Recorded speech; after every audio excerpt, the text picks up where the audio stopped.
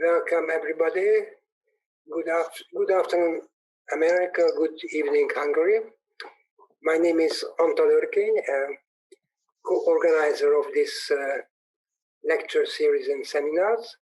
And today, a honor to me that I can introduce you our lecture with one of the most talented and successful Hungarian sociologists. Actually, he's my colleague. And right now he's an assistant professor at my faculty at the Ötös University. But also he has a research position at the Social Sciences Research Center and at the Hungarian Academy of Sciences. And we also work together because we together are, let's say, managing and running the sociology PhD program at the social science faculty of the ELTE. His research field is very, very rich. His main areas are civil society, civil movements, political polarization, network research. So all those kind of areas which are seems very, very, very fresh and important, you know, to extend the scope of the perspective of investigations of the societies. He defended his PhD in 2010, if I'm correct. No, I'm sorry, 2019, with highest qualification, summa cum laude, of course. And the title was Between Hopes and Reality, about civil society and political participation in Hungary between 1990 and 2010. And as I was heading the board of his defense, I must say that he did an excellent work. It was a very, very extensive and rich overview on one hand about the civic issue in Hungary, starting with the rebirth of the civil society in Hungary, then the models of civil society activities around the transition period in 1989-1990, the aspect of civil society, civil rights, human rights, political rights in Hungary, and the institutional change and exercising civil and political rights, and the role of the associational participation in Hungary in the civic sector. So right now he is one of the most well-known and most accepted expert on the question of civil society. What reminds me, András, academic history, because he also was a very, very important person in the international level to discuss this question. He has a lot of publications. I don't want to list them all, but I have to mention that the network question, the problem of the networking and the role of the social networks in the social stratification, it was also belonging to his main area where he did a lot of research. He was a co-author of a monograph, Hungarian Society and Politics, in 2019, and he wrote several articles. I don't want to list these articles because there are so many, and what is not very typical in Hungary still, because our language is very special, and partly it has an effect to isolate the new generations who want to be involved in science, to get involved in the international scientific world. I think his publication list proves that he is very strongly tied to that kind of international scientific area and field. He also was participating in a very, very successful research center, it was called Peripato Research Center, which was studying social dynamic for years when he was working parallel with his PhD. He was involved and worked in this research center, and right now, in 2020, he got a grant from the POTKA, which is the Hungarian National Science Foundation, and the topic of this research, what was accepted and supported now, this is civil society, enemy pictures, and redistribution. So I hope that I could introduce you Márton Gerő and his academic career. Is really a very good and qualified scientist, and as a colleague of mine, he's a very nice person as well. So I'm very happy to work with him. And today he is going to give a lecture on the question of populism and social integration, the role of civil society. So that was shortly my introduction as the moderator. Thank you so much to join us. And we have to mention that Marci was the third person in this whole team with András and me, who had a hard work to put together this whole concept and curricula and project that is right now existing, visibly very successfully. Okay, so Marci, I give the floor to you, and now please start your lecture or presentation. Thank you so much. Thank you very much. Thank you for the kind words. Now I am even more nervous than I was before. That I will try to not disappoint the audience. First, let me say that it's really a big thing for me to organize this course with András and Antal, and also it's a really big thing to be part of the lecture series. Just look at the names in this series, and you will certainly understand that. So now I will try to share my screen since I have a PowerPoint presentation, and I hope I can succeed in that. So today I will talk about populism and social integration and the role of civil society in this whole picture. And I'm very happy that Antal mentioned this this project I'm starting. It's a little bit of a summarizing of the last year's research on political integration and on civil society and on enemy images, what me and my colleagues have done. And it is also important that I mention here that the work I'm presenting is partly a work of mine and my colleagues, mainly András Szabó, and in a smaller part, but also importantly Sabina Kerényi and some other colleagues you will find in the list of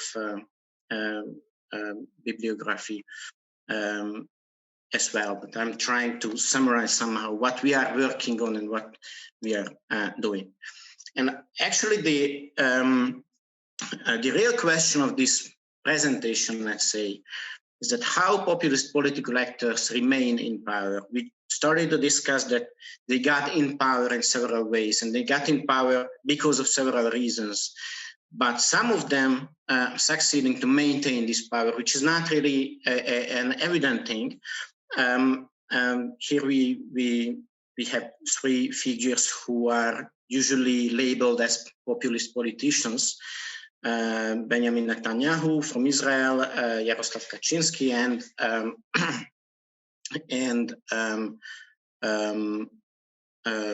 Viktor Orbán. I will talk about the Hungarian case mainly, but I hope that what I'm talking about is generalizable in a way to other countries. The content of this lecture will be divided into four sections, let's say. First, I will discuss briefly the conditions for populist actors to emerge, mainly the demand-supply model, or the demand side of this model. Then I will give a critique of this model and bring in somehow some part of the theory of social integration and the relationship between social integration and political action. This will be a general model, let's say, and the role of civil society, also speaking in general terms. And then I will try to give some examples from Hungary to make the model or the general theory more understandable, or illustrating at least the theory. There will be 3 examples, and then we can discuss further examples if you think. So first, I will just give a very brief definition of populism. This is not even my definition. I just reiterate what Andrew and Pierre Rosenwald introduced us on the first and the second lecture. So this is just a reminder that what we are talking about here. So I think populism as a phenomena, as a political strategy, is the claim of popular sovereignty, and the need for popular sovereignty, and identifying elections as a source, main source or only source of this sovereignty. The vision of unity and homogeneity in the society. This unity is created by strong antagonism and image-based rhetoric, and continuous campaigns against these enemies, inside enemies and external enemies as well, where the people supporting the populist actor are the only members of the real community. This goes back to Rosenbaum's definition of populism, where the real community is the only community which counts on the election, and the necessity of a strong leader, of course. The conditions for populist actors is also discussed a little bit earlier. I will try to be also brief here. I think analytically, at least, we can divide the conditions discussed in the mainstream theory, the demand-supply theory, let's say, about the emergence of populist actors, to global and local conditions. The global conditions are historic conditions, are developed historically in the last 50, 70, or 100 years even, maybe, but in relation of populism, usually authors focus on the last 30 years, let's say. And there is the local side, which is just the domestic side of populism, or the demand for populism. Usually this is labeled as the demand side of populism, to be more precise. So the global conditions, the post-industrial society, in which the clear boundaries between occupation-based groups disappear or weaken, at least. The visibility of the society, in the sense, is decreasing, and then the role of industry is decreasing, of course. And in this way, the uncertainty is increasing.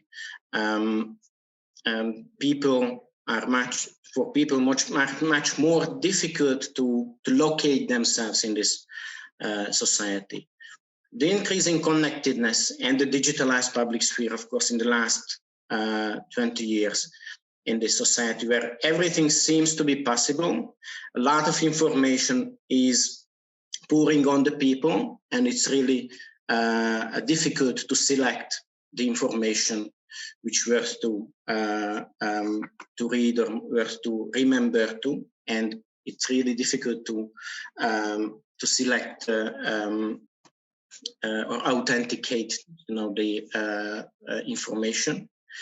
Globalization shocks, which is the theory of Frederick, who says that from time to time, and also if you read some of the literature on capitalism, from time to time, the capitalist economic provides internal and external shocks in the economy, on the labor market, which then provides a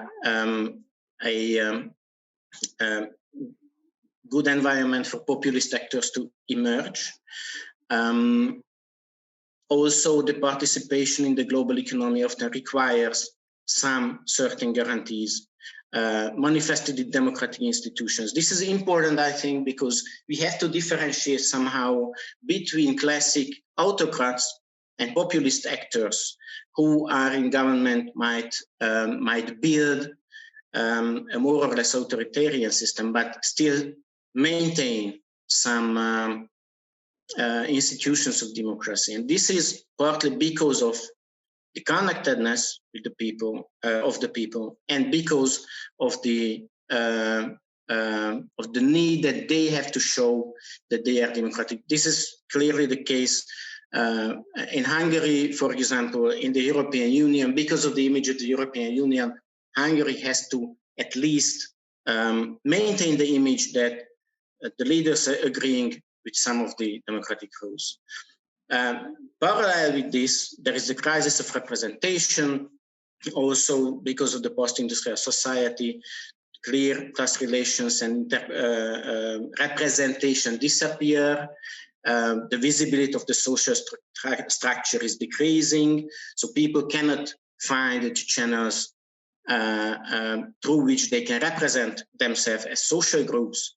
Then the trust in institutions is decreasing.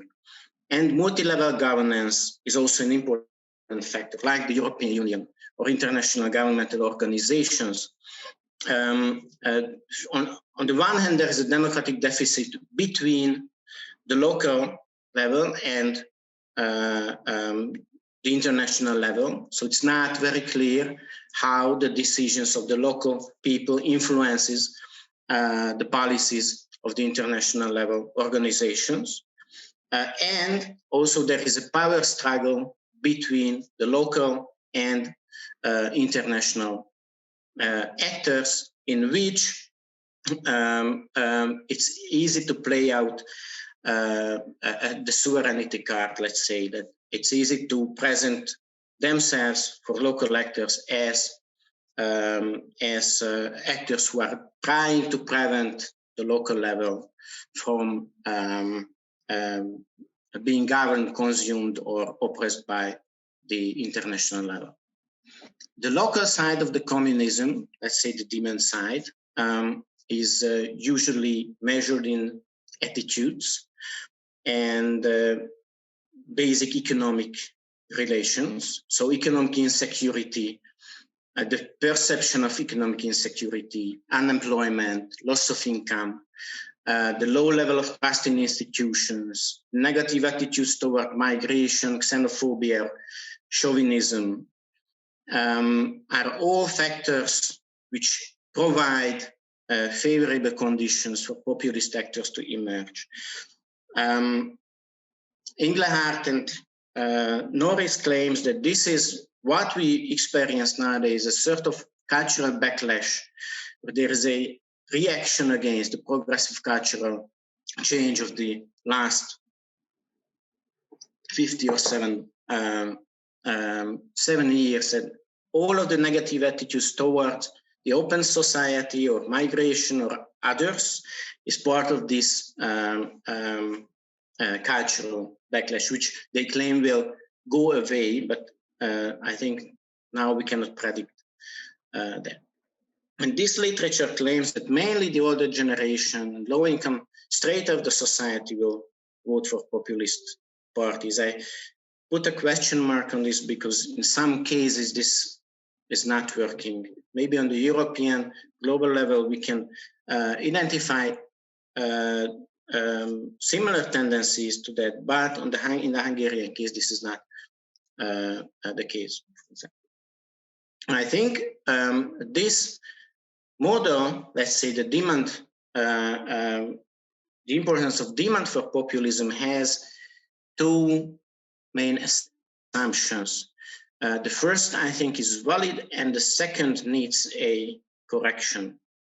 The first assumption that if we look at especially the local side of populism, the local demand, that populism, at least to maintain on the long term, requires a certain type of social integration.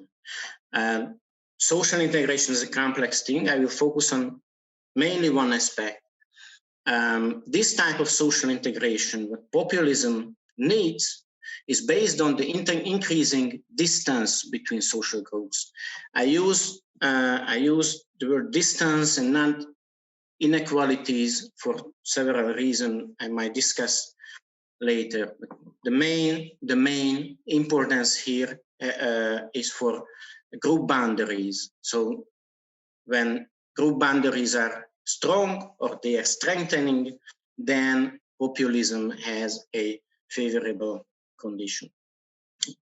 Strengthening group boundaries or already strong group boundaries gives the possibility to develop strong and exclusive identities with diverging worldviews, and for a certain type of diffuse mass loyalty, this is a Habermasian term, to the political system based on unquestioned emotions. This is important, that you have loyalty to leaders in the system, and you have loyalty to the system itself, even if you're not agree what is happening in the everyday politics. So you will participate in that. All of this leads to the most important thing: disruption of the communication between social groups. I will give some example at the end how this is happening. Just a note, then when we look at democratic theories, most of the democratic theories, I think, formulate the thesis that democracy needs exactly the opposite: the possibility of mediating mechanisms through diverse friendship networks, through diverse access to different media platforms, through civil society, through certain types of education. So mediating mechanisms between groups, and the development of non-exclusive identities, which makes the possibility of communication in the broad sense. So trying to harmonize worldviews, communicating between them, try to find what is the main challenge in a society, what are the accepted solutions, etc., etc., etc. The second assumption is related to the relationship between society and politics, institutional politics, or the political society, political parties, and how politics is done at that level. The main model of explanation, usually emerging from the demand model, is that populism and politics in general is a reaction to the social environment, or even a reflection of this environment. So if there is a demand, a certain type of demand, there will be populism, and certain types of left-wing, right-wing, etc., populism. This demand might appear as cleavages, and actually this model is very similar to the mainstream model of political sociology, usually labeled as cleavage theory. A simplified version of cleavage theory, what I present here for the sake of the argument, says that the structure of the political sphere, party systems, the issues emerging in politics, the political strategies politicians and actors use, is the reflection or emerging from cleavages in the society, which are conflicts embedded in the social structure. They might be traditional, as Lipset and Rokkan, who came up with the idea, identified, related to capital or religion, or maybe the ethnic diversity or ethnic conflicts in the society, or as Ingela Hart and colleagues argues, they might be new nowadays. So there is a change in cleavage politics from these traditional cleavages to new cleavages based on values and identity. The last label on this is the cleavage between populism versus cosmopolitan liberalism in Europe and the United States and other countries as well. So the main idea is that we have the social structure and embedded conflicts, and this will define the structure of the political sphere. But if we look closely, and of course there are some authors who claim that this is not the entire picture, And even in the cleavage literature, there is a shift towards the role of organizations. The structure of the political sphere and the political action always has a impact on cleavages themselves. So every political action, discourses, of course, this impact might be stronger when an actor is in government, but also oppositional actors and actors outside of the parliamentary scene has impact on these cleavages, strengthening group boundaries with certain types of discourses, or decreasing these cleavages with certain types of discourses, providing resources for groups who are outside of the main political realm, etc., etc. So every action has an impact on the cleavages. Charles Tilly argues that if the group boundaries may be understood as cleavages here are larger, then democratic decline is more possible than if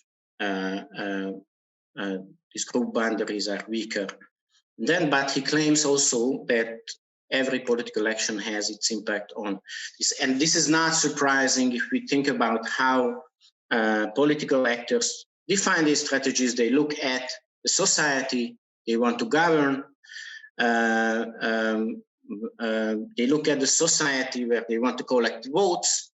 They pick up issues, and then these issues in the public sphere and in the political realm became even more visible, and they have an impact on how it's happening. The main mechanisms influencing these group boundaries might be divided to the political institutional level and on the level of social groups. This is also an analytical division, of course. On the level of the political institutions, just very briefly, the accessibility of decision-making processes might be important. How groups are able to communicate with political institutions, how they are able to make their demands visible. The second, very connected to the first one, political communication. Discourses based on enemy images and antagonism, or discourses based on challenges and solutions, for example. And of course, redistributive public policies. So what is the tax system, for example? What allowances people can have, how the state tries to distribute the resources between social strata. On the level of social groups, we have values, which is obviously really important. Values towards open thinking, post-materialist values, if we think in Engelhartian terms, of materialist values, emphasizing security and order on the one hand. On the other hand, the structure of networks, friendship networks. If we can develop diverse friendship networks, which means that social groups will be able to communicate through these networks. The perceptions developed in certain social strata can travel to other groups as well, and altogether values and structure of networks on the individual and institutional level as well somehow define the possibility of deliberative processes between these groups. This is where civil society will come in actually. Civil society, in my view, is a sphere of associations and association-like organizations and groups. For example, foundations can be part of civil society. They are formally not associations, but how they operate is often very similar to associations, where people decide that they want to associate themselves for a cause, usually engaging in promoting collective action or producing public goods. They might be formal and informal organizations or movements. And they have some kind of organizational independence from the state and economic institutions, which is also connected to their purpose, which is not profit-making. They can make profit, but this is not the purpose of their work, and they don't want to replace authorities, and they don't want to be in a government position as well. And they have to be, or they are assumed to have an important role in social integration and democratization as well. Also, just very briefly, the main assumptions about this associational sphere, that they are mediating somehow between social strata by creating networks that cross-cutting social groups, even inside organizations. So organizations might have diverse membership, or when different social organizations with different social bases meet and they have to discuss things, that also create some kind of cross-cutting networks, creating a pool for mobilization and widening political participation. And of course, with this widening political participation, they promote values of political participation and democracy as well. They might, through the pressure they are presenting on political institutions, their work with political institutions as well, or the input they give to political society or parties, they democratize the political and economic institutions, introduce deliberative processes, include in the processes marginalized groups, and of course some of them produces public goods for marginalized groups or for others, and then they contribute to decreasing inequalities.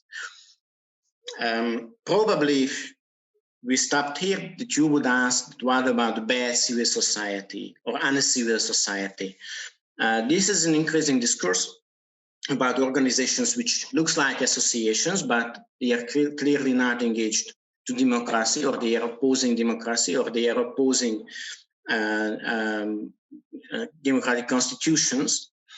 And there is a tendency to separate them from democratic civil society. So labeling true civil society the one side of the field, and bad civil society or uncivil society the other one.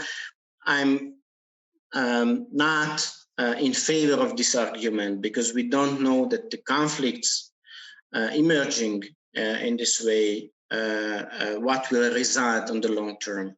So maybe the appearance of, let's say, non-democratic organizations might contribute to changes in the society, which then eventually increases the democratic nature of the society. First, then I think that the bad and good is not a dichotomy thing, and not even one scale. For example, an organization can be democratic on the outside, but undemocratic in its own organization. An organization can be democratic and political, and democratic and non-political in the same time, or non-political and undemocratic in the same time. So this is a very complex thing. But what I want to use instead, related to this argument, is the model of Michael Bernhardt, who differentiates between types of civil society. We talk about types, it's mainly the structure and composition of civil society. He says that the first, one of the types is the insurgent civil society, which is important in transition periods.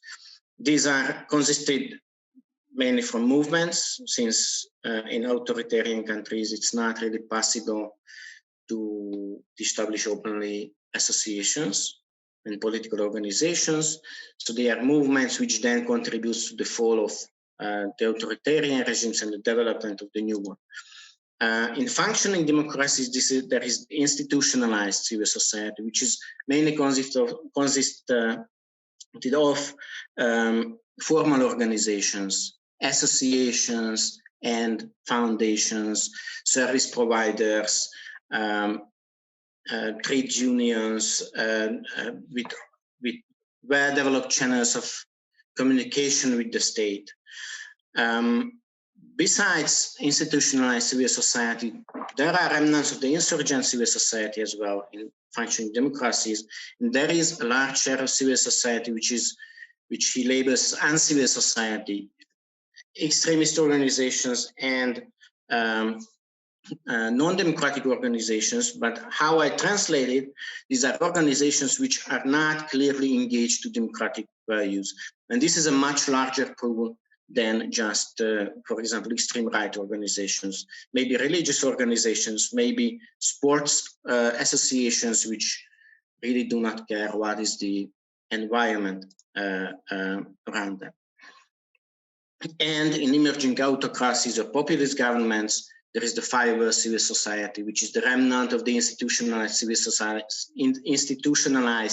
civil society, trying to guard what remained from democracy. And at this point, it's not only the question of civil society in terms of mediation and integration will be important, but to define what is the relationship between populist actors and civil society. And I think then we have to differentiate between the phase when they are in opposition or outside the parliament or outside the government. In this case, civil society is a very good term for mobilization and increasing social embeddedness, and the primary fear to increase polarization next to political communication, of course. And when they are in government, at first sight, it seems that they have a strong conflict with civil society. This is discounted by the closing space literature. But on the long term, this relationship is much more complex, and the transformation takes place. The shift between institutionalized and uncivil society is experienced. In this fight or in this transformation, they apply several strategies: harassment, oppression of conflict-oriented organization. This is the most visible, but they also provide financial support and co-optation for loyal organizations, creating pseudo-civil organizations, outsourcing violence for movements, and they try to depoliticize the majority of the organizational sphere. The civil responses can be divided into conflict-oriented areas where organizations exit the field, so they stop working, and they shift their repertoires from negotiation to collective action, and increasingly trying to embed it in society. And the favored organizations become dependent on hectic governmental funding. They abandon the critical remarks and activity towards the government, accept the narratives of the government, and because of the funding and professionalization, their embeddedness will be decreasing as well. As an outcome, then in the overall picture, civil society so will be less capable to contribute democratic integration, and it will be increasingly used as a proof of democracy and a proof of popular support. And conflict-oriented organizations will be under increasing control and targeted as enemy. Now I will try to shift to some examples which comes from the areas I mentioned in the first part of the presentation.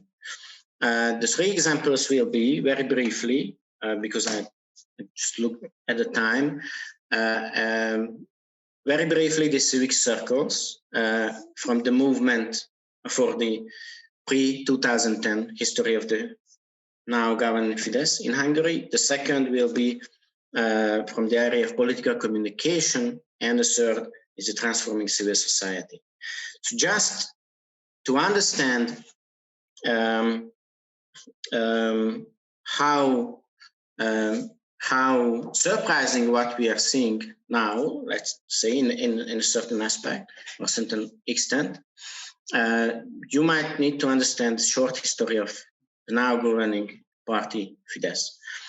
Its roots goes back to a student movement in the late 1970s and early 1980s, connected to several colleges of advanced studies, mainly two of them, and several universities.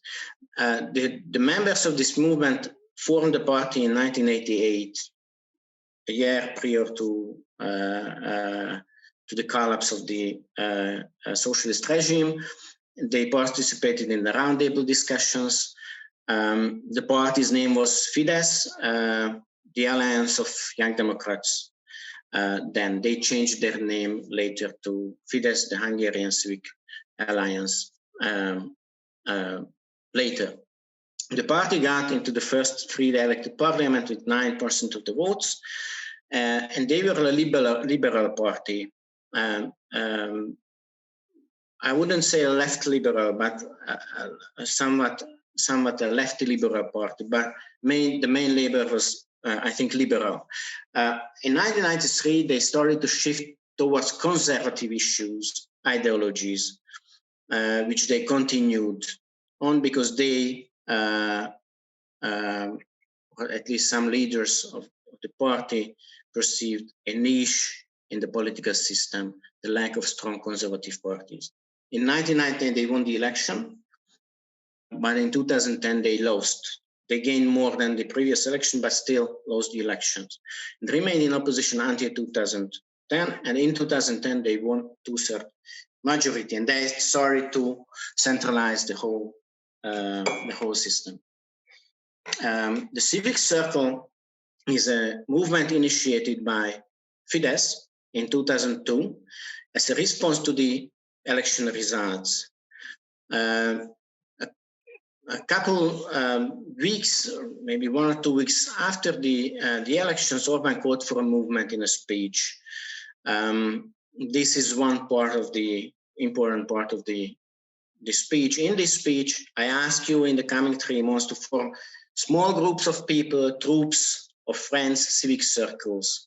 What we need is not formal organizations, but to get together, join our forces and be on the alert, etc., etc. In this speech, he acknowledged that Fidesz lost the election, but maintained somehow the perception that the next government is illegitimate because they somehow do not represent the people. Also, he started to use this militaristic language and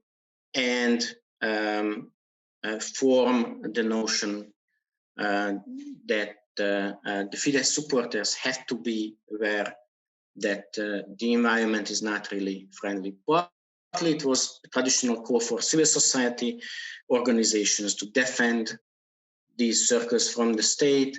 On the other hand, it was a way to use supporters to remain in the close circles of the party.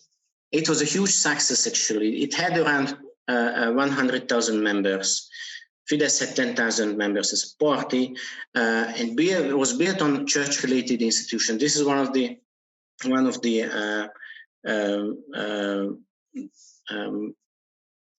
notes from Zsolt Enyedi's article. As one priest recalled, when the idea emerged, all the Rosary societies in my environment turned automatically into civic circles. Previously, Fidesz built strong relations with the church on the leadership level, but not on the local community level. This was the step to embed the party into the local community level. The movement had a middle-class, white-collar worker base, which not just participated, but also contributed to the events by buying tickets, so giving money to the movement, donating to the movement, and with voluntary work. And at the time, between 2002 and 2006, this movement sometimes cooperated with trade unions, human rights NGOs, which then became the enemies of Fidesz, and the environmental movement. So they tried to embed them into civil society. The use of or the gain of the civil circles was that it provided aim for Fidesz supporters and counterbalanced the apathy after the lost election, and fueled the view that the government is illegitimate. Then, on the one hand, it contained radicalization, and some radicals left the party, but it was not a huge wave then. But also it was central in radicalizing the educated conservative middle class, as Greshkovich formulates this. The movement then was able to overcome the mistrust in Fidesz's liberal roots by other parties or other right-wing parties' voters. The right-wing scenes really collapsed after 2002, so they collected the voters of this collapsing party, which were suspicious with liberals. But then the movement was broad enough and seemed outside of Fidesz and seemed independent to be able to trust.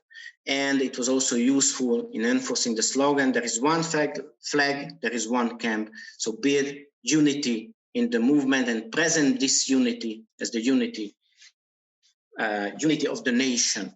In 2006, Fidesz abandoned the movement, but it partly remained, and then it became probably became the basis of mass mobilization between 2006 and 2010, and then in 2010, when Fidesz initiated the formulation of the officially supportive civil society for the Fidesz rule, then it became the basis of these organizations as well. The second example is the need of, let's say, a genuine populist action in 2015. So we jump 10 years. Until then, centralization of the government happened. So in many areas, in education, in decision-making processes, etc., centralization already happened. But somehow, in 2014, there was an election. Fidesz won with a huge majority. But somehow they started to lose popularity. This is the chart is about it. This is the point when Fidesz started to lose majority, to lose popularity, that they started to feel or fear that they might lose the next elections, although there were still 3 years to the next election. So they started to do something. And this was a couple months prior the so-called refugee crisis, and after the Charlie Hebdo event in 2015, January. So after the Charlie Hebdo event, they started a campaign against immigration and terrorism. They initiated placard campaigns on the streets, and they used the tool of the so-called national consultation when they send out questionnaires to everyone in the country, asking to send it back with questions like this on the chart. So, for example, we hear different views on increasing levels of terrorism. How relevant do you think the spread of terrorism, bloodshed in France, the shocking acts of ISIS is to your own life? And then you can agree that it's very relevant or not. Did you know that economic migrants cross the Hungarian border illegally, and that recently the number of immigrants in Hungary has increased 24, etc., etc. These are all questions which are not really designed to know the opinion of Hungarians, but to formulate a certain public opinion based on this from migrants. This was the starting point of the continuous campaign since then. And this was the starting point when they used the migration, processes of migration, to include everyone in the picture of the enemy who's criticizing the government. Prior, they tried to picture civil society organizations as enemies. It was not really successful, but then mentioning together with migration, it was successful. Then George Soros, together with migration, was successful. And then now they can abandon migration, but continue the campaign against enemy. This is just one picture how this affected in a couple of years length the Hungarian public opinion. The rejection index is a very simple index of how large proportion of the people wouldn't allow anyone from outside Europe in the country. Hungary was among the countries with the highest rejection index already in the beginning of 2000s, and then it increased around 2015 to this much. These are the countries. With the highest rejection index in Europe as well. So Austria, Czech Republic, Italy, and Lithuania. Hungary is the first with a huge advance, let's say, in this sense, and the campaign contributed to this very successfully. The third example is transforming civil society.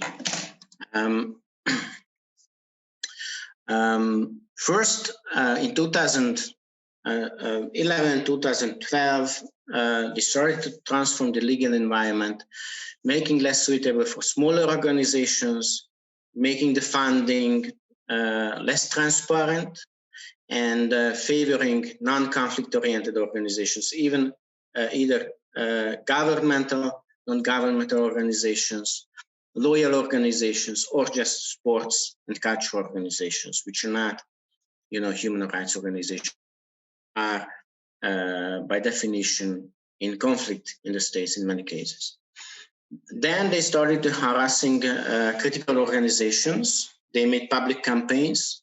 There were some cases when they investigated these organizations. Then they accepted a law on foreign funded organizations. When organizations receiving a certain amount of fund from organizations outside the country have to present themselves on a list and call themselves as foreign funded organizations, and try to introduce special taxes for organizations supporting immigrations. No one paid this tax, so it's just for communication aims. As a result of all of these policies, the overall number of organizations decreased by 10% between 2009, this was the peak for organizations, and 2018. So already in 2010, organizations started to exit the scene.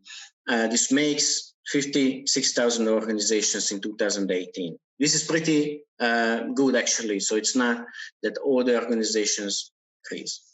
However, if you look at the certain fields, we will find different phenomena. For example, when we see the funding of organizations working on the field of family policy, we will see that they are receiving a large amount of money from the government. You have to look, this is from a Hungarian paper, you have to look these light gray parts of the columns. And in 2000, already in 2012, this amount increased, but it's increased significantly in 2016, 2017, and 2018. This is a huge amount of money. And parallel with the huge amount of money these organizations receive, they started to abandon donations from individual citizens. They started to abandon European funds and other applications outside of the states realm. Also, the funded organizations started to abandon critical remarks towards government's policy on families and LGBT issues and women's issues as well. Some of these organizations are newly funded loyal organizations, but the majority of the organizations are bottom-up, let's say bottom-up civil society organizations here. Also, together with this process, we experience a shift between conflict-oriented and depoliticized civil society organizations. Based on the Central Statistical Office's data, we can examine the share of income of organizations on 18 fields of activity. So we tried to somehow group them into conflict-oriented and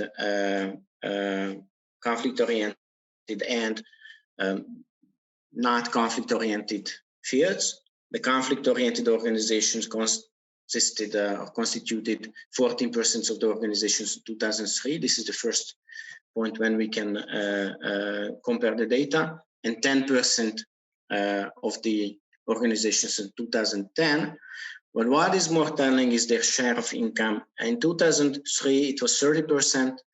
In 2018, it was around 15% of the overall income of these formal civil society organizations. And you can see that in 2014, we experienced a huge decrease in this share, and it's continuing until nowadays. Just for as an example, we examined some of the fields here.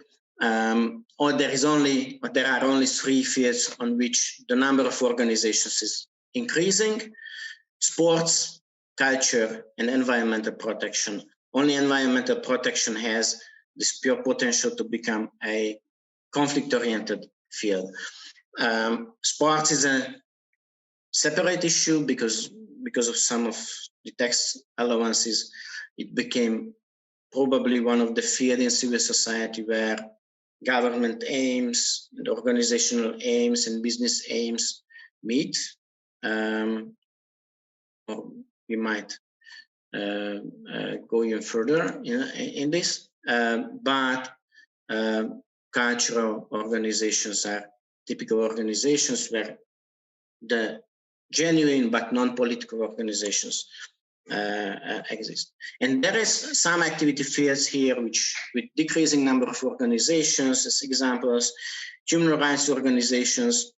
The field of human rights lost almost 40% of its organizations since 2009. General fundraising and donation distribution is almost non-existent in Hungary nowadays. Interest representation, trade unions and politics is decreased in a similar extent than human rights organizations. Politics is lost a bit more organizations, while interest representation a bit less. But clearly these are conflict-oriented fields where most of the organizations might be in conflict with the state. And what is the conflict consequence of this? And I will have just 2 or 3 minutes more. The perception of threats and enemy images is clearly diverging in voting camps. The Fidesz camp think that external enemies are responsible for all the problems, and external threats, losing sovereignty, immigration, etc., are the main problems in Hungary, while opposition voters think that corruption and the loss of democracy is the main problem, and the urban government is responsible for that.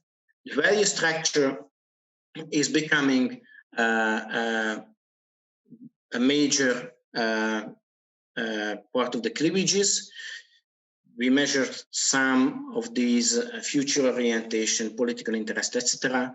And we find that there are well-identifiable groups in Hungary, in the Hungarian society, those who are loyal and satisfied to the government, seeing themselves as supporters of the government, those who have trust in their future, supports conservative values, but avoids politics, and those who are deprived and for whom politics is the elite generally is problematic.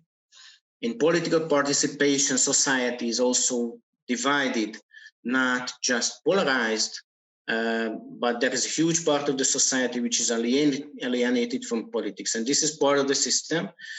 So there is a huge part of the society which is loyal to the government. And participates in politics. the majority of them, the vast majority of them. There is a part of the society which is loyal, let's say, to the opposition, and there is an equally large part of the society which is alienated. For example, among the deprived, less than 50% of the people would vote, and supporters of Fidesz not only loyal, but they are really active until nowadays as well. And there is the decreasing chances of talking about politics. If we examine a question which we asked that in times of election, how often do you talk about politics with family members, friends and neighbors and colleagues? In family, friends and neighbors, we experience that the share of people who often talks about politics is decreasing, and after 2010, and the people who never talks about politics, the share of the people is also increasing. For example, in the family, from 19 in 2010 to 30 in 2018. That this is similar with friends and neighbors as well. So the chances of talking about issues is decreasing. So as a summary, the chances of populism are related to the demand for populism, but more importantly, the type of social integration understood as the possibility of communication between social groups, maybe even more important. Political action always affect group boundaries, and populist actors apply techniques to strengthen these boundaries, intentionally or not, but probably intentionally. And the main terrains for these is political communication, redistributive policies, which will come later in the lecture series, and civil society, the mediating processes and networks. Thank you very much for your attention, and please, remarks and questions. Thank you so much. I mean, it was a very, very inspiring lecture, raising a lot of important dilemmas, and both theoretically and showing the Hungarian case empirically. I think it guides us in the problem how civil society is connected to populism. Is there any relationship or not? What characterize how it happens when, let's say, in the civic sector, the mobilization of the people is aiming to support populist kind of political movement. Okay, so the floor is open for raising questions or comments. Very brief. I mean, it was a wonderful presentation, also because it gives a picture not just of Hungary, but the state of sociology in Hungary in terms of how you guys approach things, which is an interesting combination of theory and empirical research. That's especially nice for New School, because I don't know anybody in the New School, not just in sociology, but the other departments either, who actually combine these kinds of methods, and you show what can be done with it. So that's great. Now, my question is a very simple one, or maybe it has two parts. The outcome seems to describe this system as a kind of fairly traditional authoritarian society. You will find in lots of places that kind of relationship of the civil to the political, and that kind of alienation, separation among groups, that kind of weakening of public discourse, and so on. Now, Hungary was not a traditional authoritarian society before 1989, but nevertheless, the late communist regime had many of these features. So are you suggesting, that's my first question, that there has been a kind of cycle here, a cycle by which, in a way, Fidesz consciously or unconsciously, mostly unconsciously, but to some extent consciously, returned Hungary to the previous form in the most general sense. And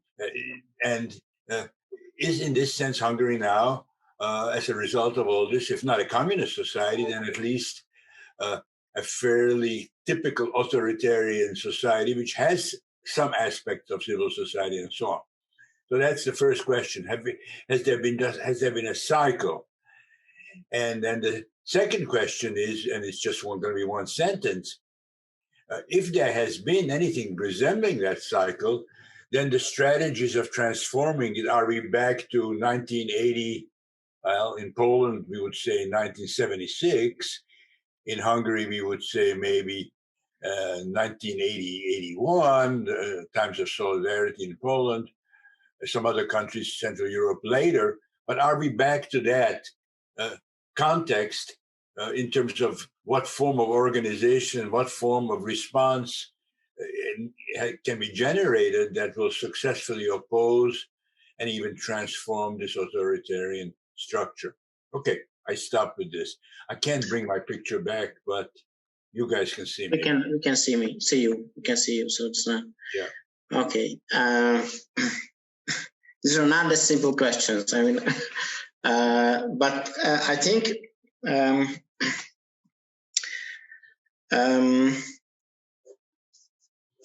about the cycle, what comes to my mind is the book of Ernst Gellner about the conditions of liberty. I think he suggests that democratization is a very difficult thing in terms of we can decide about institutions, and this happened probably in 1989. So you can establish a parliament or very progressive legal institutions, which we had, I think, but you cannot decide about how the society will work and how the society will transform these institutions. And I think partly we are experiencing that although we had the institutions, this hidden part of the society seems to be more important in the capacity of transform and operating these institutions properly. But I think what Fidesz does is just exploiting this general feature of the society, and this might arrive to a very similar situation. As the process is going, and maybe the other Hungarian colleagues can agree or disagree with that, I think how the situation is going, I don't see if this is going for years. I don't see another alternative that Hungary at some point will arrive to a more or less visibly authoritarian system, because this is the direction it goes because of the internal logic of the system. And I don't know what is the cure of that. In abstract terms, to establish connection between social groups and be able making them the capacity to communicate would be the answer, but it's not easy to do that in reality when the educational system, the public sphere is going against this. What might be different? That we are in a different kind of alliance now with the European Union, and we have some, I think the crisis, what is going on now, it's an external crisis, as I explained, which is not managed very well. And Fidesz cannot maintain this picture, maybe cannot maintain this picture that they are able to provide the stability for its supporters or for the society in economic terms, and they will be dissatisfied with their situation. So they will vote in the vast majority differently than the government would like to. What happens after that, we don't know. It's a different question, I think. How a new coalition would be able to govern and demolish the system what was built in the last 10 years? This is a different question, I think, and no one has the answer to that right now. Okay, thank you so much. I would comment and question also, but first I want to react what András told. I'm not so sure that there is a kind of circularity, because the pre-Second World War system was a post-feudal society and not an authoritarian system, but a post-feudal. So there was no such kind of citizenship in that time, what we talk about today. The communist regime, it was primarily created the system from outside. It was a geopolitically created country, and the Fidesz could learn a lot from this period, how the people behaved in the communist regime period, and they use it actually, this petit bourgeois mentality was characterized the Hungarian political system in the post-revolutionary period. But I think there is no such kind of continuity. So something, they use some knowledge about people's behavior, but not necessarily we can find a continuity to any previous regimes. But turning back to the presentation, first I just want to make it clear to the participants who are not Hungarian and not familiar with Hungary, that probably when we talk about the Fidesz regime or the popularity of the Fidesz, it's not very far from the situation in the US, statistically. The Hungarian society is completely divided, and when we talk about two-thirds majority, it's not a real two-thirds majority, it's a manipulation of the electoral law and how the votes are transformed into seats in the parliament. But the Fidesz, in the most popular period, they didn't have even half of the total population. It was, let's say, 3 million, maximum 3.5 million from the 10 million, which is the population of Hungary. So it's more about, I think, this extreme power, this two-thirds majority in the parliament is a consequence of manipulating the legal framework of the total electoral system. But let's turn to your presentation, because as I understand, I feel a little contradiction between the theoretical part and the story of the Fidesz.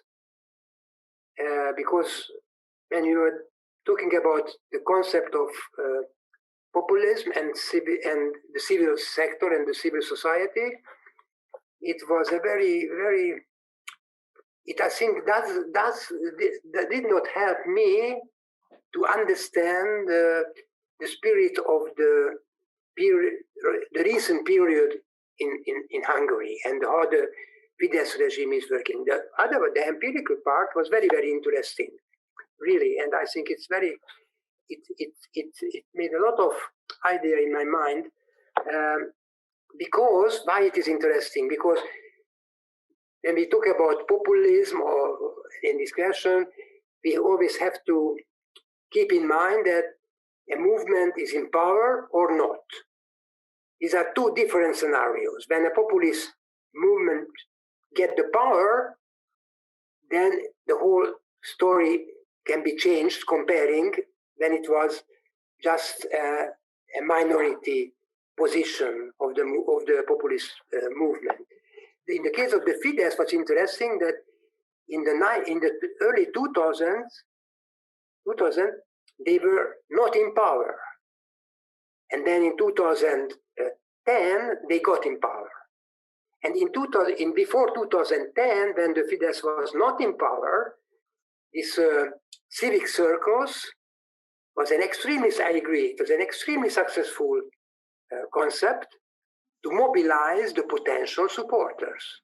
or even to increase the numbers, and not simply, but indoctrinate the people.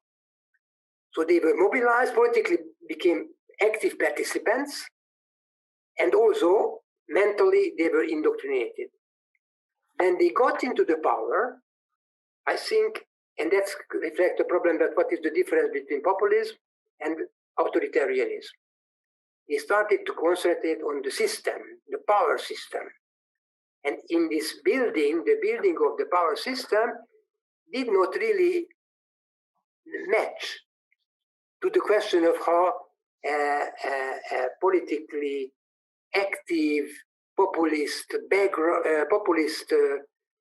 motivated social transformation can be done, but more, they became depoliticized. And it turned out into your final slides that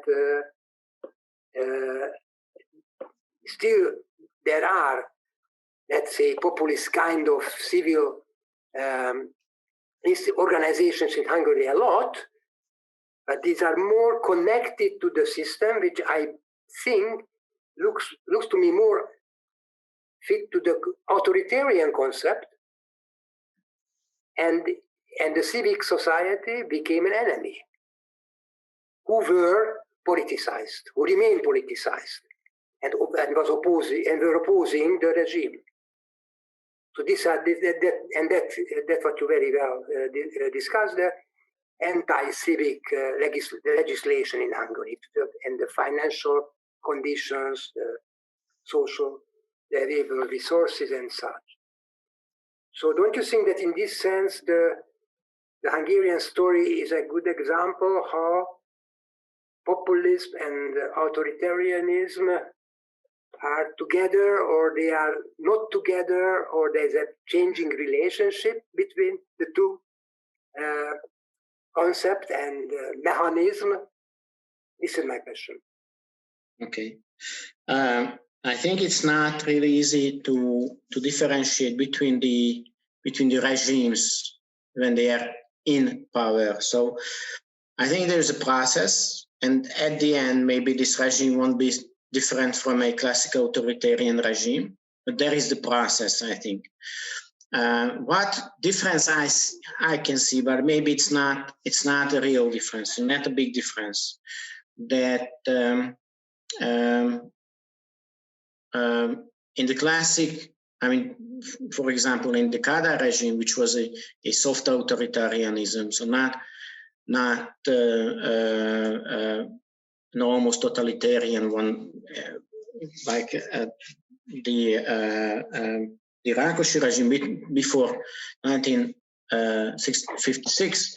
But I think in the Kada regime, maybe the official policy was depoliticization. So no one should comment on politics. No one should enter politics outside the professional politicians and the organizations. And although we have this sentiment, I think nowadays Fidesz does two things. First, they politicize or repoliticize every question, which is important for them.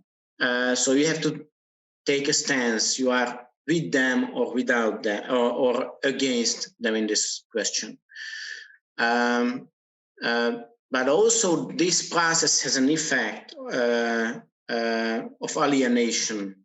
And to prove that you are democratic, I think, which is important for some reasons, you need this three division in the society to maintain power. And the task is not to gain the majority of the votes, but with fabricated system, get the majority of or super majority, if it's even better, in the parliament, which may be a little bit different from a classic authoritarian regime. I don't know if it can be. It's a risk, of course, because if there is elections taken seriously in some extent, that there is the possibility, like at the end of the Kada regime, that the opposition will win, but there is the fail-safe of how they transform the system. So now I think if the opposition win, they cannot govern really. And this is the main problem. So maybe there's a next scenario when the Fidesz comes back even stronger if the opposition is winning the next election. I don't know if I answered the question. Yeah, more or less. But I can ask you in a very simple way, but I can tell what I wanted to ask. If I want to understand the Fidesz regime and how the society reflect on the Fidesz regime, which category helps me more, the authoritarianism or the populism? It's a very simplified question. Yes, that's a good question.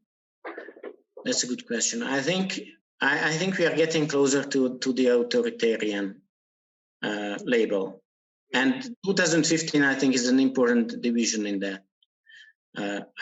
I feel, but let's see what comes next. What comes in the next few years. Okay. Thank you for an interesting talk, and it touches on all the themes that are dear to my heart. I have several questions. First of all, I'll just reel them off, and you can answer whichever one you want. First of all, I'm just curious. I have no idea, but whether or not Orban and Fidesz, when they initiated, I don't know the language in Hungary, so maybe it's completely off the wall, but when they came up with these civic circles, did they know about Chavez and his civic circles? Again, it might be a completely different concept in Hungarian as opposed to Spanish, but we're speaking English, so that's just one question. Chavez with the civic circles. Second of all, I agree with I think you kind of the kind of stereotype of the demand-supply model. But I would say that in order to mobilize successfully, there has to be something in society that, even though, we're not going to be absolute constructivists a la classe, or pure voluntarists, so there has to be something in society that is being picked up on a reference to, even if we don't engage in a complete social determinism, right? Or sociological determinism. Otherwise, the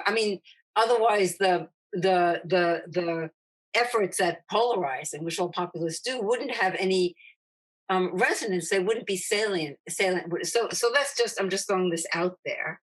Then I have a question about when again, I'm married to an expert in Hungarian politics, but I'm not one. So with respect to Fidesz and liberalism, I assume you mean economic liberalism. My question is in what way, or did they frame themselves as political liberal? Because that certainly is a major shift. And with populism, the economic liberalism is not the issue, because you've had economically liberal populists like Fujimori, but the political one. So I don't know how they framed themselves and what the switch was, and whether you would construe this as a bait and switch. They get into power, but then they were out of power, so it's complicated. And then lastly, what I find interesting, and I'm not sure if this is what you're saying, again, I don't know this case, I can't read Hungarian, is, would you say that the movement was basically created by the party or by the party leaders? Which, I'm going to talk about parties and movement parties when I talk, but I'm just curious to know how you analyze that. Okay, that's all. Thank you. Okay, thank you. Thank you very much. It's a lot of questions. Starting backward, maybe. The civic circles was organized from the top, mainly, but from the bottom as well. So it meant it met a certain type of demand. Let's say And some communities applied the label of civic circles, already existing church-related communities. So they just popped in this framework when Orban called for it. Then it was coordinated and organized by partly the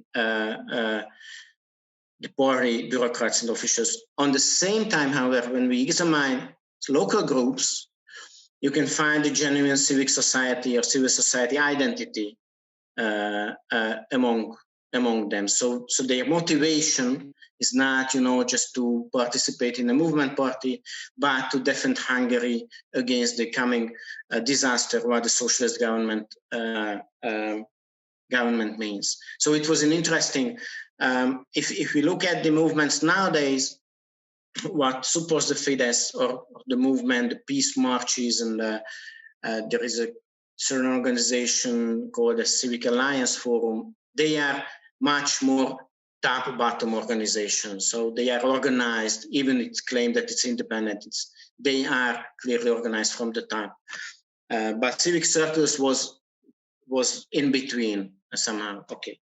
Liberalism, you're right. It has to be made the distinction. Most of the actors in the 90s were liberal, I think, economically. So they were in favor of free markets and etc. What the shift? The shift is experienced in, I think, in two ways: from human rights liberalism to abandoning human rights totally. So this is one important shift, I think. And regarding the institutions of democracy, the initial Fidesz, I think, has seen democratic institutions as important. There is the Fidesz after 2002, or maybe even before, some claim raised questions with the legitimacy of these institutions. So this is also an important shift, and the clientele network is an important shift as well. So I think even in the first Orban government between 1998 and 2002, the government operated less visibly than before, maybe less friendly with civil society actors, less respectable to democratic institutions, but there was not a major shift. After 2010, in the respect for human rights, in the respect for democratic institutions, and in the respect of the visibility of the budget has changed. And they started to build a network of clientele network through which they can outsource the resources of Hungary. So in a way, this is not, I wouldn't say that this is traditional liberalism, what they are doing right now. Yes. But not, yes, so. Oh, you're saying that at some point they became populist. Yes, that's, you would that was a gradual process. With the demand supply model, I'm not suggesting that they don't need anything. I'm just saying that there is if you look at the process, and especially if you look at the process of building a authoritarian or populist regime, we can call it as we want. There is a mutual process between the cleavages and political action. It's a mutual, let's say, a mutually strengthening process. There is an ongoing debate in the intellectuals in Hungary if there was a master plan already in 2010, maybe already in 1993, don't know. But I don't think that there was a master plan. I think what we are saying is just the internal, it's not just, but it is the internal logic of how the regime works if once you stepped on this path. So they started to explore how this is useful, how they can exploit this way of politics, and it's becoming better and better in a way, with certain limitations, of course. Thank you. Thank you, your answer. Carlos. Thanks for the talk. And I just wanted to ask, I mean, you, Professor Gerő, you mentioned some values of populism during your presentation and how it works within a frame of, how do you say, in terms of political system functioning. But my question is there, does populism relies merely on nationalistic values, or does populism creates new values? I mean, if the latter is true, maybe we're in the long run, populism is on the brink of a deeply social transformation. That's a very good question. I think in the Hungarian case, there was always a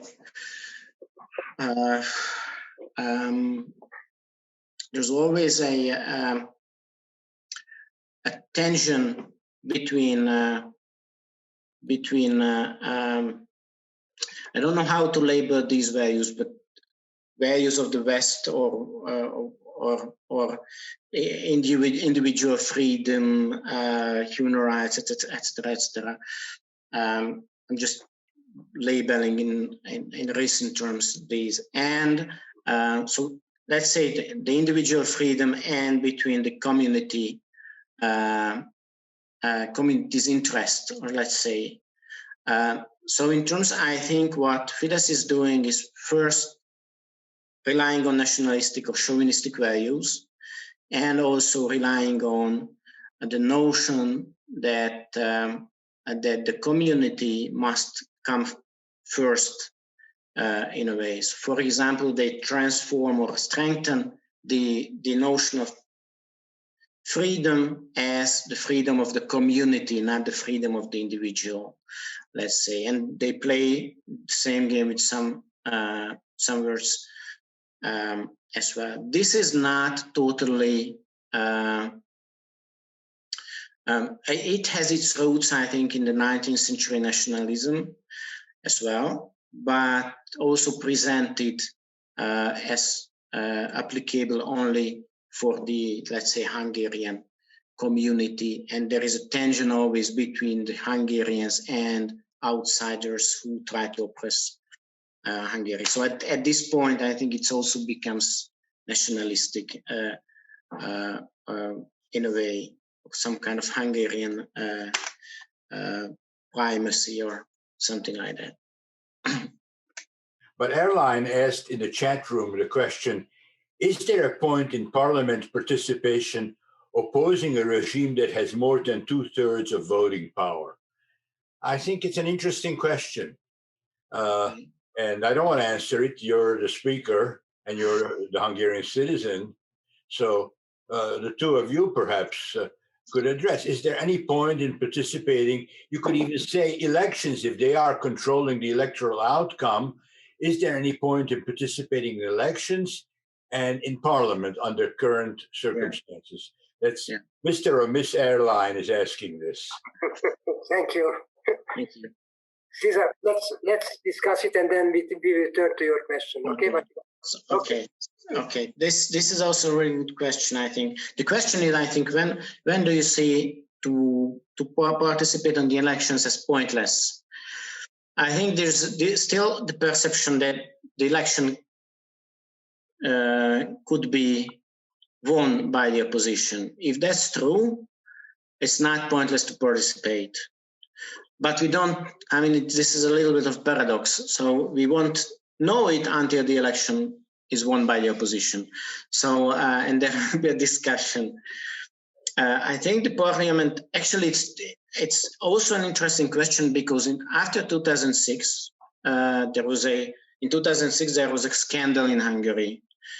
And the Fidesz reacted as withdrawing itself from parliamentary work. So officially they were in the parliament, but they did not participate really in the parliament. And this was also contributed, I think, to the credibility of of them. The difference was that despite of their lack of presence in the parliament, they got all the resources the parliamentary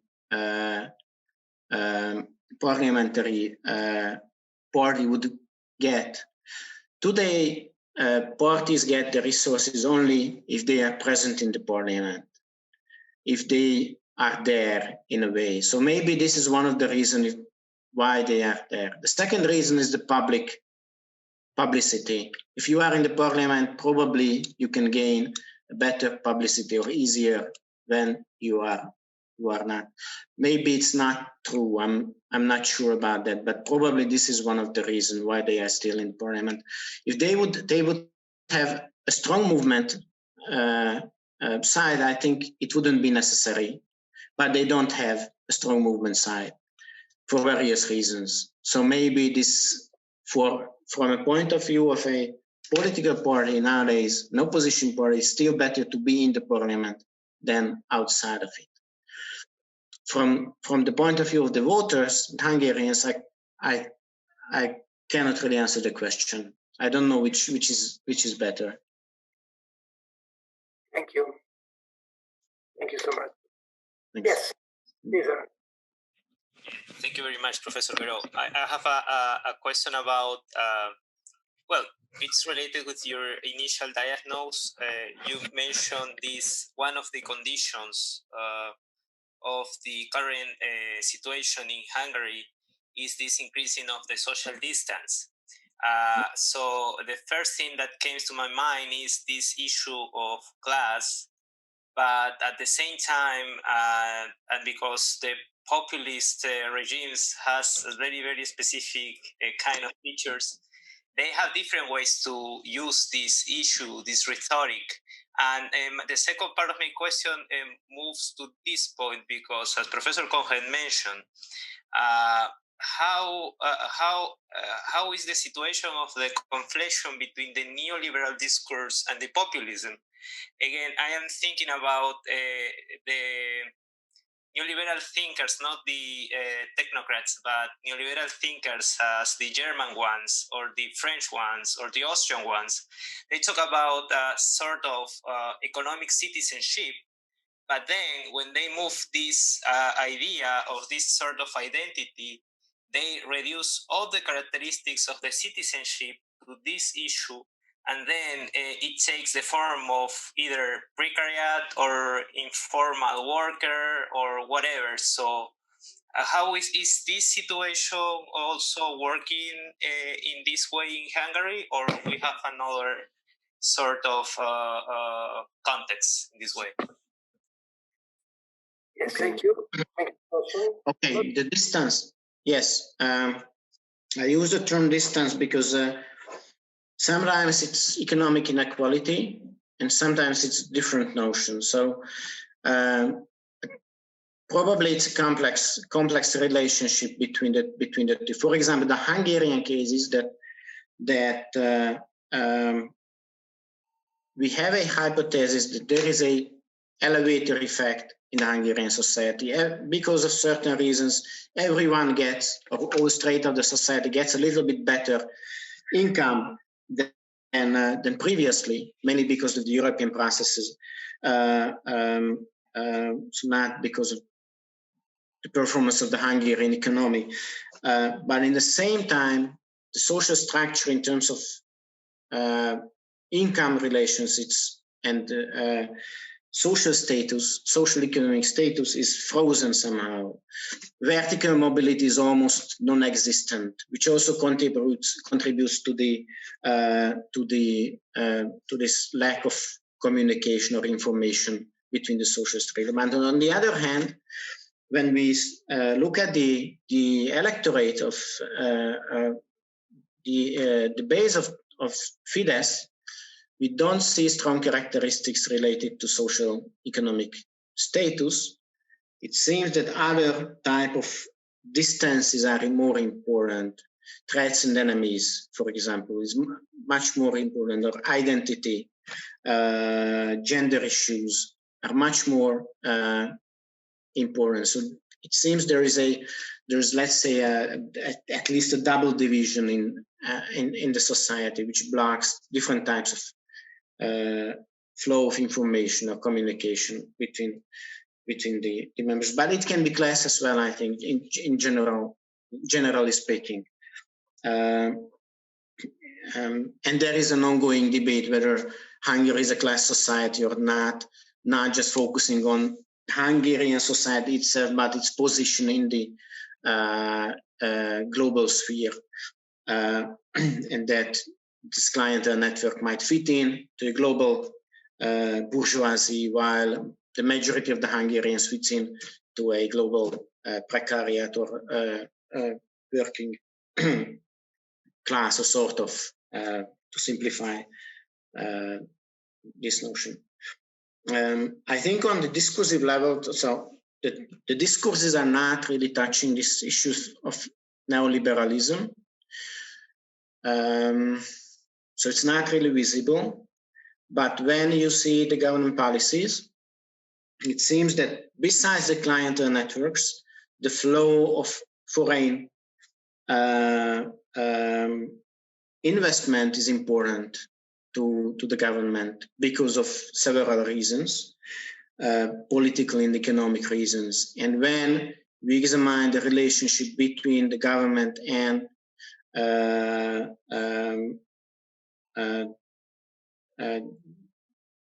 the global or multinational companies and the economic policies, workfare policies, and how they transform the position of the workers, it seems that it's very close to what you mentioned. That their position is reduced mainly to their occupation, their working position in the factory, and this is the most important feature of them. And other aspects of citizenship is not that important for the political elite, or for the government at least. Thank you for the question. I was pretty satisfied with your answer on the participating in elections. I mean, if you recall, whether left-wing social democracy or even early communism, this debate was held, and the result always was participate in elections and in parliaments. I think the arguments of Rosa Luxemburg or Lenin are still valid today on that level. So not to participate is to give the show away and to lose an opportunity for public self-presentation, mobilization, whatever. So it's not a question of winning votes necessarily, but being visible and participating. So there I completely agree. But on the level of civil society, there is a similar and analogous problem, and it's more difficult even. Now, I think in your very, very interesting analysis, I learned a lot from it. You stressed the fact of polarization. Polarization around identities. Now, this is not alone produced by the nationalists, right? If you're in the United States, certainly you could easily come to the conclusion that this is to some important extent is produced by, let's say, our side, or people who are on our side. And the question is now, exactly parallel to the other question with elections, but the answer might be the reverse. Should we participate in that process of mutual antagonistic polarization? Or should we somehow try to stop that? And is it possible to stop it as long as identity politics is so strong on the left? Is it possible to stop it if identity politics is so strong on the left? Okay. This may not be a Hungarian question, it's an American question, but you guys know the United States, so you know. And this could be a question in Western Europe and lots of countries too. But maybe it's even a Hungarian question, I can't say. Yes. Yes, that's true. And the roots of this relationship between the two sides dates back to the early 90s, I think. So how they see themselves as enemies.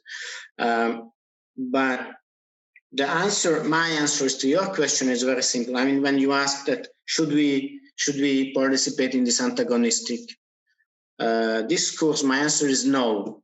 So I think something else should be innovated or developed, which could overcome this. I don't know.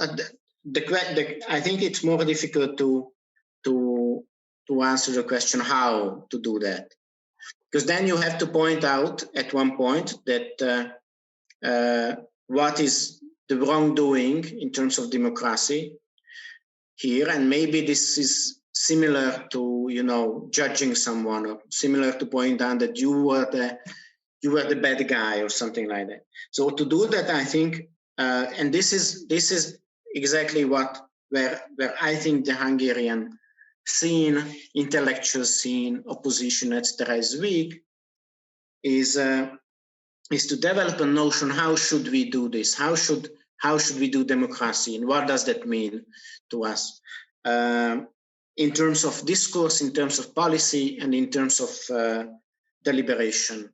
And this is, and then convince the people, of course, which is also not easy. But to come up with an idea or a concept would be the first step. This is just, I think, reflects back to Pierre Rosenballon's idea that we should counterbalance populism with a better concept of democracy, or something like that, a new concept of a revitalized concept of democracy.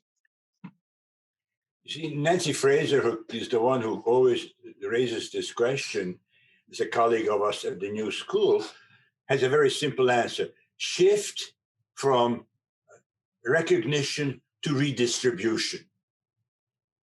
Yeah, yes. That's her answer. The only problem is that the exact endpoint where you come up with is exactly going to be the endpoint here as well.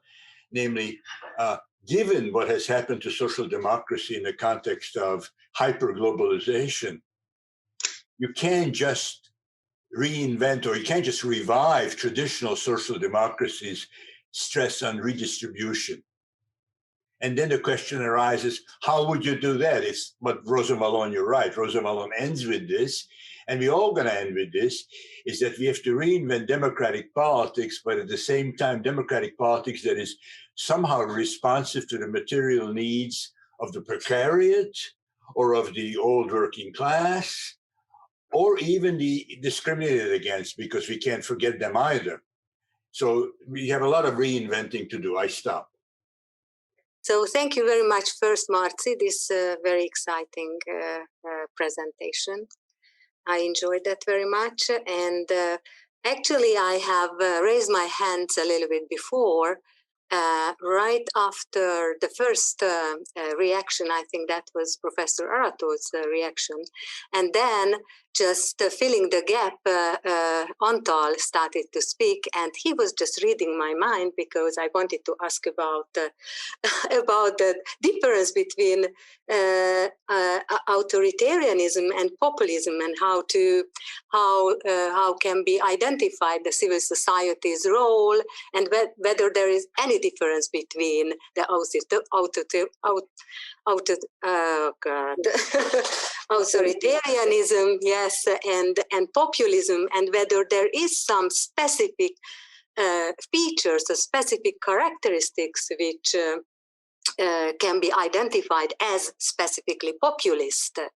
I don't know if it is possible at all, but it's gone. So that's why I just removed my hand, because you just actually raised that question. But now I got very excited. I got very excited, of course, about the whole debate and discussion, but this latest one about the identity-based polarization that was mentioned by Marci, I remember. But it is a very tricky thing I think, because it is true that is an identity-based polarization on the one hand. On the other hand, there is a huge effort or endeavor to just suppress several identities, you know? So, I mean, you understand what I mean? And the minority identities, I mean, you know, for instance, that is one of the problem with the gender issue, you know, for instance, the different kind of, you know, homosexuals, sexual minorities, and any other minorities.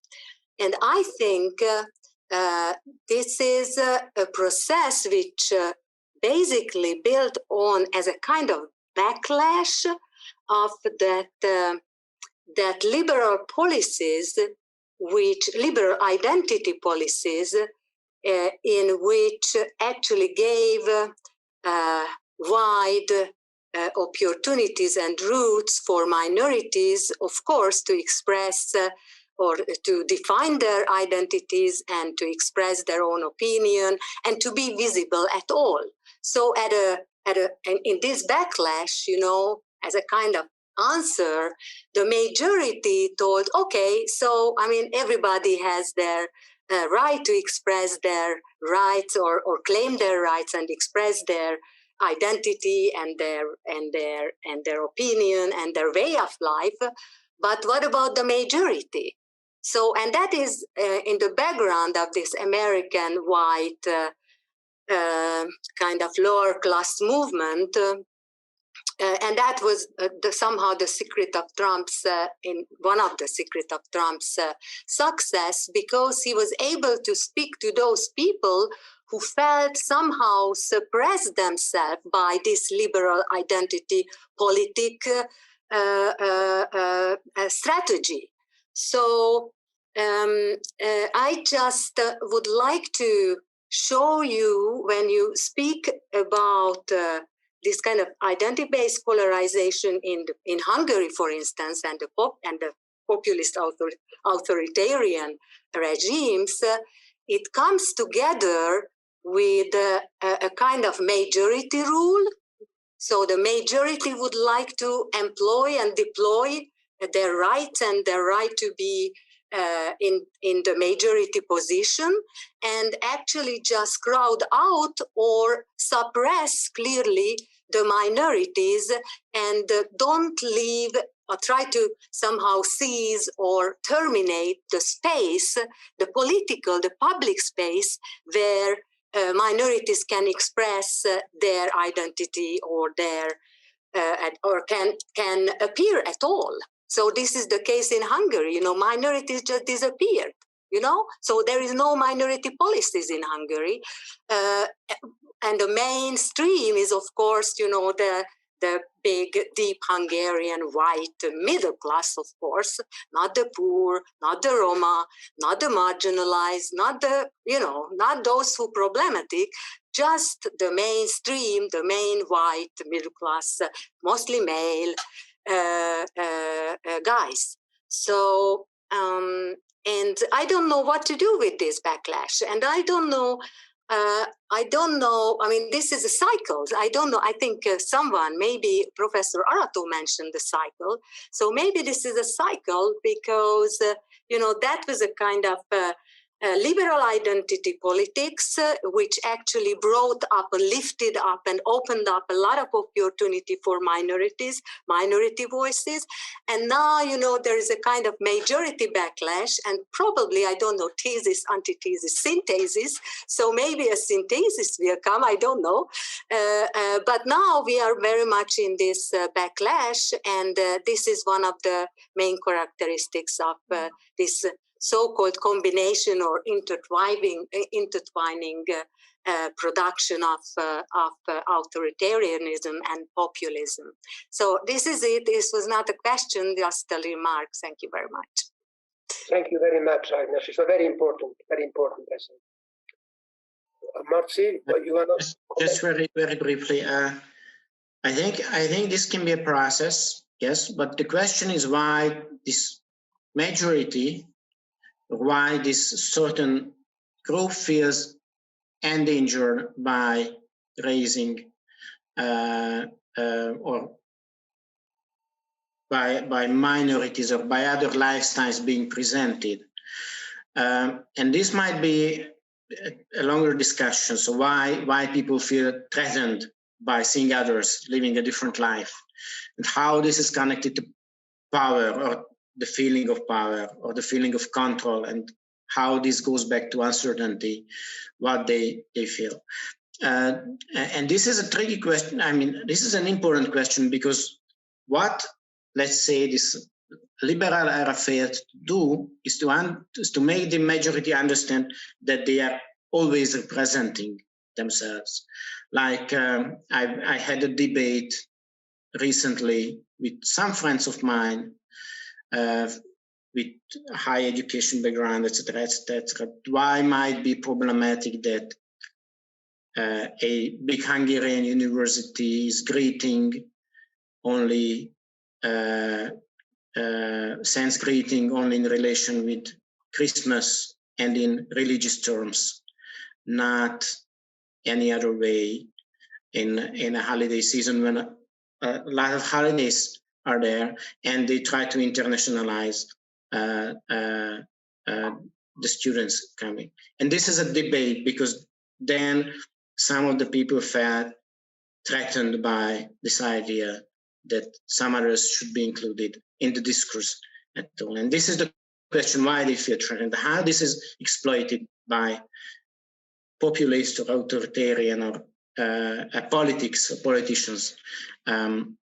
politicians at all, and how might we make understand that in a certain way the majority is always representing itself, and then compared to that the minorities' representation is, for a very, very long time, will be only a minority representation.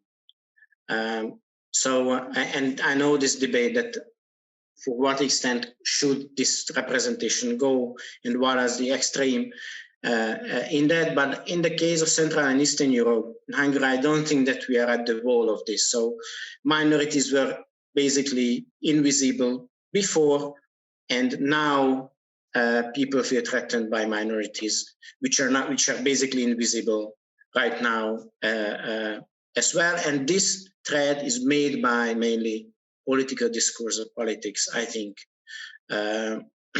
built on certain factors which makes people responsive to this type of discourse. This is also not an answer, because I don't know how to solve this problem, and it's a very important one, I think. Just an addition, let's say, to the puzzle. Thank you very much. Thank you. You quoted Orbán's position. One flag. How was it? One flag. There's one flag, one camp, maybe, or one. One camp, yes, one flag, one camp. So if the leader says such, that means that there's no need for otherness, and it's a political discourse, and that's what the government does actually. There's one flag, one camp, and from the gender issue to the sexual minorities and to the ethnic minorities and the migrants and the refugees, all these are outside of the camp, and people are following the leader. So and everything happens, Agnes was absolutely right, because several organizations which defended the rights of the minorities were closed. Yes. Equal opportunity. I don't know what's the official name of this very important organization, which was a originally state-funded, but independent organization, which was defending the minority rights, or the ombudsman. There was a minority ombudsman before, and now it disappeared. So systematically, the one flag, one camp. And the camp is the nation and the nationalism. That means we come on history and we have to join, or we are enemies. Anyway, okay, I think it's time to finish, but it's a very important problem, and I think it was a very good closing of the discussion. Thank you very much for your extremely important questions and comments. And I want to remind you that next week we are going to meet and we are going to listen to Federico Winchestein, Fascism and Populism, his lecture. Okay? Thank you very much for joining this class and this lecture, and see you soon next week. Thank you so much. Bye-bye.